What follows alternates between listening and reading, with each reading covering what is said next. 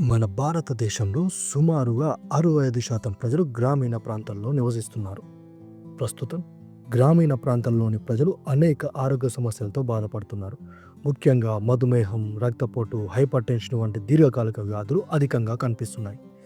గ్రామీణ ప్రాంతంలో 85% out patient సేవలు, 65% ఇన్‌పేషెంట్ సేవలు ప్రైవేట్ హాస్పిటల్లో జరుగుతున్నాయి. ఈ వ్యవస్థ మొత్తం అనార్గనైజ్డ్ అయి ఉండడంతో డాక్టర్లకు మరియు రోగులకు మధ్య దూరం పెరిగింది. దీని ప్రభావంగా ప్రజలపై వైద్య ఖర్చులు భారీగా పెరిగాయి. ఈ సమస్యకు పరిష్కారంగా ఐ కేర్ ఫౌండేషన్ తెలంగాణ 2018 నుండి పరిశోధన జరిపి 2020లో అందరికీ ఆరోగ్యం అనే కార్యక్రమాన్ని ప్రారంభించడం జరిగింది. ఈ కార్యక్రమం ద్వారా డాక్టర్ మరియు పేషెంట్ మధ్య దూరాన్ని తగ్గించడం, అందుబాటు ధరలో వైద్య సేవలు అందించడం, గ్రామీణ భారతదేశానికి నివారణాత్మక, సులభంగా అందుబాటులో ఉండే ఆరోగ్య సేవలు కల్పించడం, ఖర్చును తగ్గించే విధంగా సబ్సిడీతో కూడిన వైద్య సేవలను అందించడం.